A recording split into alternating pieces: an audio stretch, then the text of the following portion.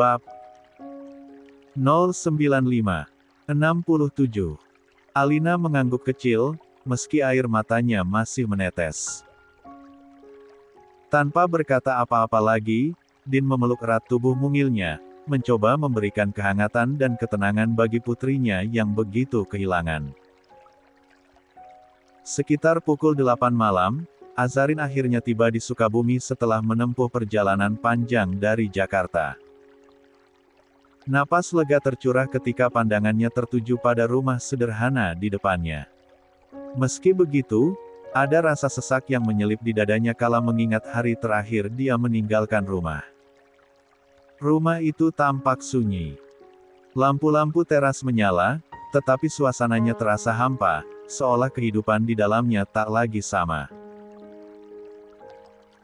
Azarin berdiri di luar pagar, memandangi rumah itu dengan tatapan berat. Sejenak dia hanya terpaku, mencoba mengumpulkan keberanian untuk melangkah masuk. Doa lirih mengiringi langkahnya, memohon agar yang dia temui di dalam hanyalah ibunya. Tak ada siapapun. Dengan tangan yang sedikit gemetar, Azarin mengetuk pintu beberapa kali sambil melafalkan salam. Suaranya terdengar pelan, tetapi cukup menggema di keheningan malam. Tak butuh waktu lama, salamnya berbalas dari dalam. Suara itu lembut dan penuh rindu begitu dikenalnya. Pintu bercat putih perlahan terbuka, memperlihatkan sosok Herlina, ibunya. Wanita parubaya itu tampak terkejut, matanya langsung berkaca-kaca saat melihat siapa yang berdiri di depannya. Walai. Kata-kata itu terputus, berganti dengan isakan tertahan. Dalam hitungan detik, Herlina berhambur memeluk Azarin erat, tanpa peduli koper yang diletakkan begitu saja di depan pintu. Tangisnya pecah, menggema di udara malam yang dingin. Maafkan Umi, nak. Maaf. Bisiknya penuh getar, kalimat itu terulang-ulang di antara tangisnya. Azarin membalas pelukan itu. Tubuhnya terasa lemah, tetapi pelukan sang ibu memberinya kekuatan. Air matanya pun ikut mengalir, tanpa mampu dia tahan.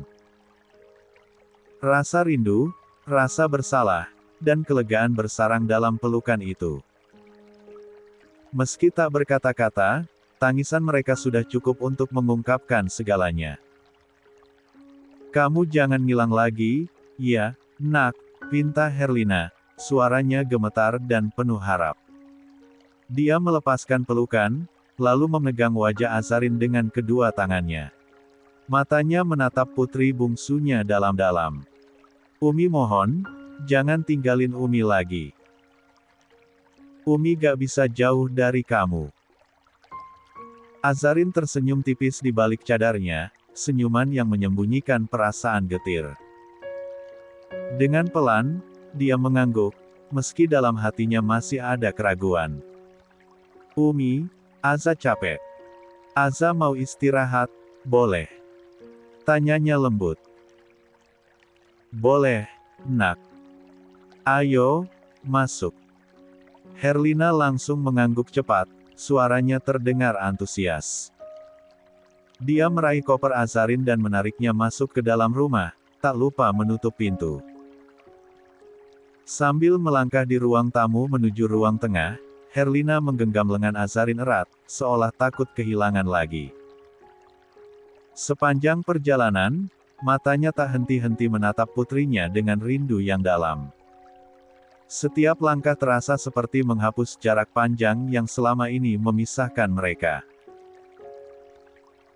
Langkah Azarin yang semula mantap seketika terhenti di ambang ruang tengah. Tubuhnya mendadak menegang seperti terpaku di tempat. Napasnya tercekat, dan pandangannya tertuju pada sosok yang tak pernah dia sangka akan ditemuinya malam ini.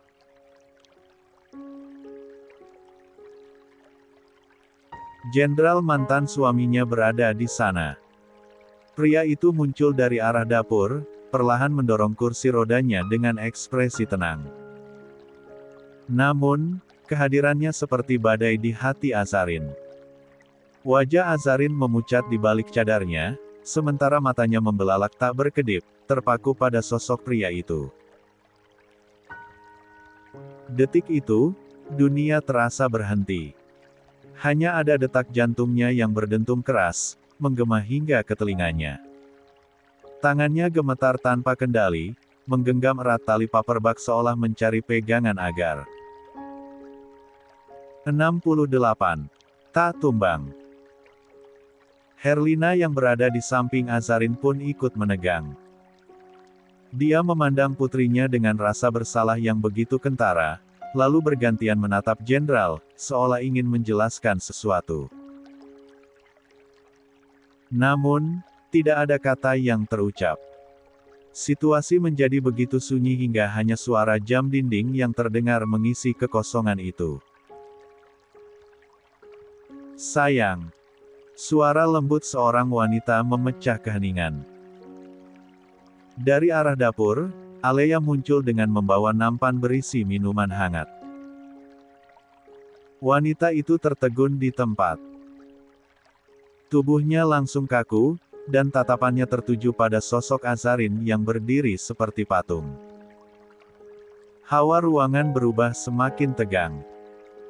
Alea menatap Azarin, lalu bergeser ke arah suaminya, seolah mencoba memahami apa yang sebenarnya terjadi. Tangannya sedikit gemetar, tetapi dia mencoba menenangkan dirinya dengan menggenggam erat pegangan nampan. Azarin, di sisi lain, merasa seluruh keberanian yang tadi dia bangun perlahan runtuh. Rasa gugup dan sesak menyerangnya bersamaan. Dia menunduk sejenak, berusaha meredam gejolak di dadanya. Namun, dia tahu tidak ada jalan keluar. Dia sudah berdiri di hadapan kenyataan yang ingin dihindari. Astagfirullah, ya Allah, gumamnya lirih dan bergetar.